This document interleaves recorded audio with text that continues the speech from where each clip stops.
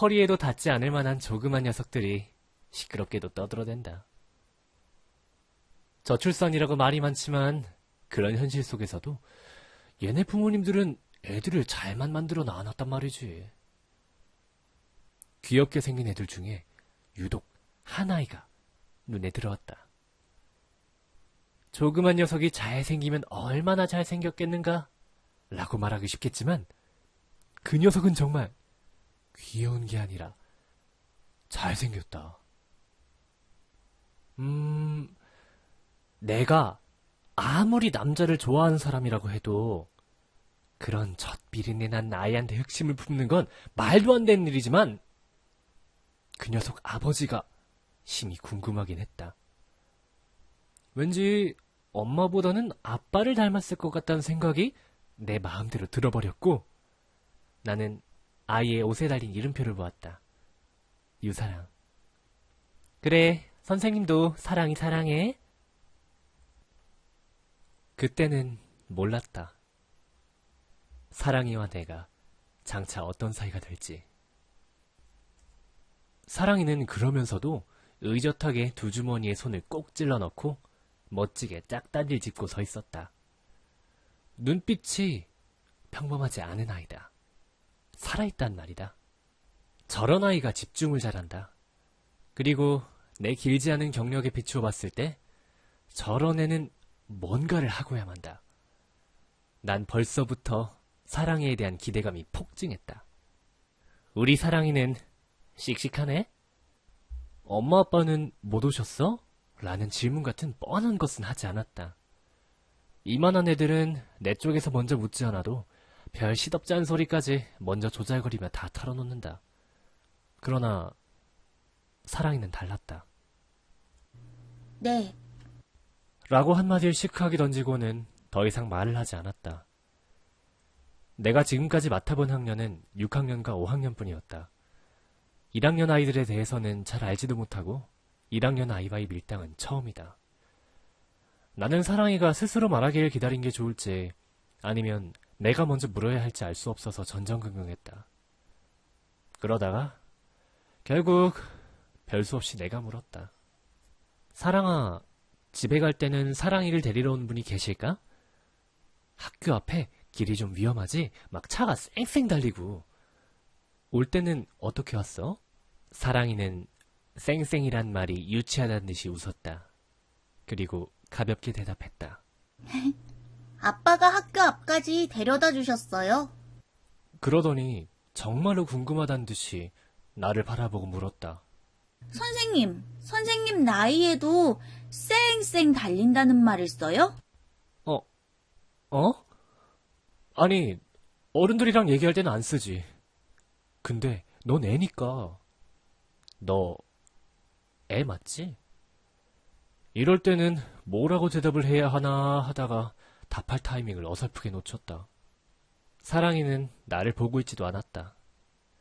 주위를 보는 시선에 옅은 흥분감과 기대감 같은 게 보였다. 자식? 그러면서도 쿨한 척. 볼수록 너무 귀엽다. 같은 유치원에 다니던 애들은 없어? 같은 유치원에 다니던 애들끼리 모여있는 걸 아는 터라 사랑이에게 그렇게 물었다. 있는데 별로 안 친해요. 사랑이가 말했다. 그냥 애들끼리 모여서 자주 노는데 초대할 때마다 못 갔더니 그렇게 됐어요.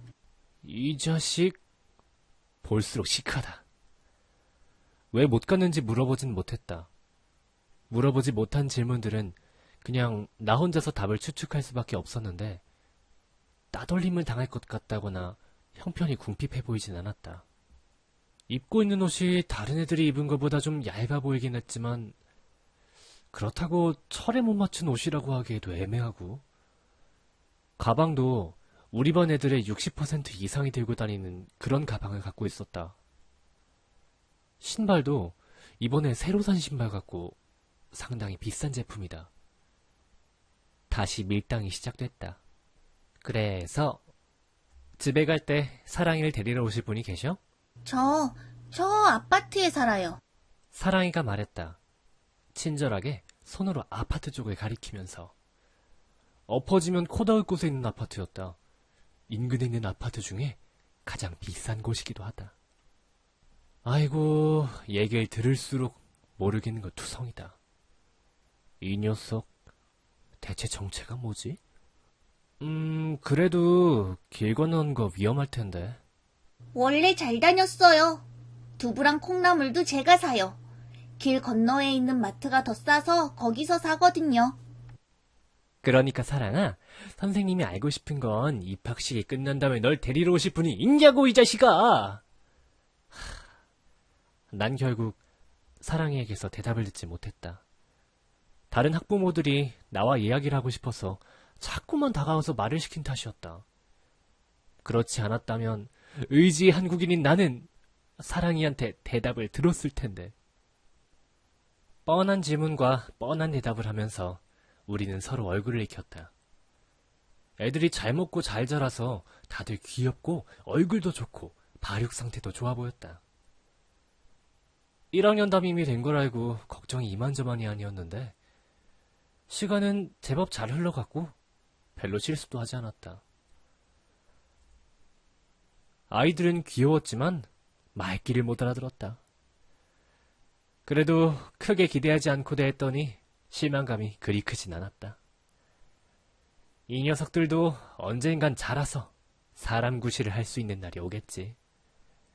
제발 그날이 하루빨리 오기만을 바랄 뿐이다. 학교 지도를 해줄 때 어머니들이 와서 나에게 인사를 하고 아이와 나란히 서서 다시 또 인사를 하고 아이들 데리고 갔다. 나는 사랑이가 생각나서 두리번거렸지만 이 녀석 벌써 사라져버렸다. 교문을 나가보니 사랑이가 좌우를 야무지게 살피고 일단 차가 안 온다는 것을 확인하자마자 길을 전력으로 달려갔다. 아, 그렇게 달리는 시간은 인생에서 딱 요즘에 몇 년뿐일 거다. 조금만 커봐라. 차가 와도 그냥 가면서 지가 알아서 피하겠지 라는 생각을 하게 될걸? 배운 대로 열심히 길을 건넌 사랑이를 보니 왠지 흐뭇해졌다. 길을 건널 때의 열성이 내 기분을 좋게 만든 것 같았다. 사랑이를 불러서 잘 들어가라고 말을 해주고 싶었지만 괜히 말을 건 건 위험하다. 아이들의 경우에 집중력이 그리 오래 유지되지 않기 때문에 특히나 이렇게 차가 여기저기서 튀어나오는 곳에서는 그러지 않는 게 좋다. 지금만 해도 아파트 단지에서 차 한 대가 유유히 나오고 있었고 사랑이는 벽으로 샥 붙으며 피했다. 그 사이에 거리가 충분했는데도 차가 다 지나갈 때까지 꼼짝도 하지 않고 기다리다가 차가 지나가고 나자 그때부터 다다다다 달리기 시작했다. 달릴 때 두 팔을 뒤로 하고 몸을 낮춰서 나루토에 나온 닌자들처럼 재빠르게 달리는 모습이 귀여웠다. 요즘 애들이 다 그러고 달린다. 그렇게 하는 게 얼마나 불편할지 생각해보면 정말 웃긴다. 그런데 다들 그렇게 달린다. 화장실에 갈 때도 강당에 갈 때도 한 무리의 닌자들처럼 다들 두 팔을 뒤로 하고 다다다다 달려간 것이다. 사랑이는 안 그러더니 자기 혼자 있으니까 그러고 달린다. 자기도 그러고 싶었는데 애들을 따라하고 싶진 않았던 모양이었다. 사랑이가 가는데 한 남자가 사랑이에게 달려오는 게 보였다. 소리가 들릴 만한 거리는 아니었다. 설마 아빠는 아닌 것 같고 삼촌인가? 사랑이에게 달려온 남자는 심지어 나보다도 더 어려 보였다. 아주 어린 나이에 사고를 쳐서 사랑이를 낳은 게 아닌 이상 그런 비주얼이 나올 수는 없을 것 같았다. 액면가로는 이제 20대 중반 정도로나 보였던 것이다. 이야, 멀리에서 보는데도 hun내가 그냥 물씬 풍긴다. 사랑이랑 닮았는지 어쨌는지 그런 건 보이지 않지만 우월한 기럭지하며 세련된 머리 스타일에 집에 있다가 급하게 나온 것 같은데도 평상복이 그렇게 잘 어울릴 수가 없었다. 눈에 콩깍지가 단단히 씌었는지 그냥 다 좋게만 보였다. 나란 사람이 원래 이런 사람이 아닌데. 나 굉장히 객관적이고 냉철한 평가를 내리기로 유명한 사람인데 어째 사랑인 애한테는 그게 잘 유지가 안 되는 것 같단 말이지. 사랑이는 학교에서 있었던 일을 얘기해 주느라고 정신이 없는 듯 했고 그 남자의 주위를 뱅글뱅글 돌았다. 그러다가 갑자기 나를 발견했는지 나를 향해서 손을 흔들어대기 시작했다. 나는 혹시 내 주위에 다른 사람이 있나 해서 둘러보았지만 역시 나 혼자뿐이었다. 사랑의 옆에 서 있던 훈남도 그 즉시 나에게 허리를 굽혀 인사를 했다. 쑥스럽긴 했지만 나도 인사를 했다. 아이들은 어른들의 사정 같은 건 자기가 알 바 아니란 듯이 그렇게 갑작스런 일을 만들어버리곤 한다. 그것도 아이들만의 특혜일지 모르겠다. 나는 상황이 더 복잡해지는 것을 피하기 위해 얼른 돌아갔다. 집에 있었으면서 왜 입학식에도 오지 않고 사랑이를 데리러 오지도 않았을까 하는 생각이 들었지만 그 생각이 오래가진 않았다. 아이들이 돌아간다고 내 일이 끝난 건 아니니까. 우리 옆반 선생님은 나보다 2살이 적은 여선생님이었는데 얼굴이 예뻤다. 내가 그냥 평범하게 여자를 좋아한 남자였다면 당장 관심이 갔을 정도로. 이진아 선생님. 그 선생님은 자기가 예쁘다는 것을 잘 안 부류인 듯했고 자기의 미모가 어떤 힘을 갖고 있는지도 그동안의 경험을 통해서 습득을 잘하고 있는 것 같았다. 이진아 선생은 내가 자기를 보고 호감을 드러낼 거라고 생각하는 것 같았지만 아깝게도 난 그런 식으로 반응한 사람이 아니었다. 이진아 선생은 역대급으로 가장 빨리 자신에게서 시선을 거둔 나에 대해서 관심을 가진 게 분명했다. 승부욕 같은 게 발동한 건지도 모른다. 아마 그게 가장 타당한 이유일 것 같다. 승부욕. 네가 뭔데 날 안 좋아해? 라는 그런 것. 이진아 선생은 뭘 하건 나하고 같이 하려고 했고 쓸데도 없는 말을 계속해서 걸었다. 그건 우리 애들이랑 한 걸로도 충분한데. 진짜 불쌍한 나. 나는 하루의 절반을 우리 반 애들한테 시달리고 그 후에는 이진아 선생한테 시달렸다. 그러나 남의 사정은 알지도 못하면서 다른 남자 선생님들은 나를 부러워했다. 부러우면 이 선생님 좀 데려가세요 라고 말하고 싶지만 그런 말이 먹힐 것 같지도 않고 그리고 괜히 입을 잘못 늘렸다가 꼬투기 잡히기도 싫으니 그냥 말을 줄인다. 본의 아니게 이 선생님이랑 자주 같이 다니게 되면서 전에 자주 시달렸던 질문에서 해방된 효과를 누리기도 했다. 민세준 선생님은 만난 사람 없어요? 이제 슬슬 결혼 생각하실 나이 아니에요?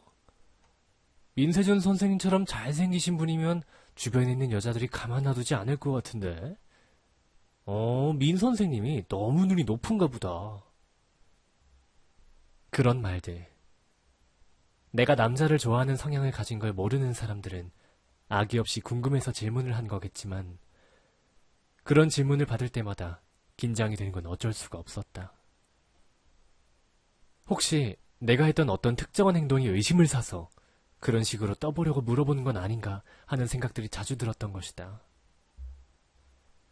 남들보다 선이 가늘고 피부가 하얗고 내 입으로 이런 말을 하긴 그렇지만 미소년 스타일이었던 나는 짓궂은 장난도 많이 받았다. 그러다 보니 장난으로 너 게이 같아 라고 말한 놈들도 있었다. 도둑이 제발 저린다고. 그런 말을 들을 때마다 속으로 얼마나 놀랐는지. 나는 내 어떤 면이 그런 생각을 들게 만든 걸까 하면서 내 모습을 바꾸기에 급급했다. 그런데 이 선생님과 같이 다니면서 그런 말이 쏙 들어가서 좋았다. 물론 잘 될 가능성은 전혀 없지만. 그렇게 학기 초에 며칠이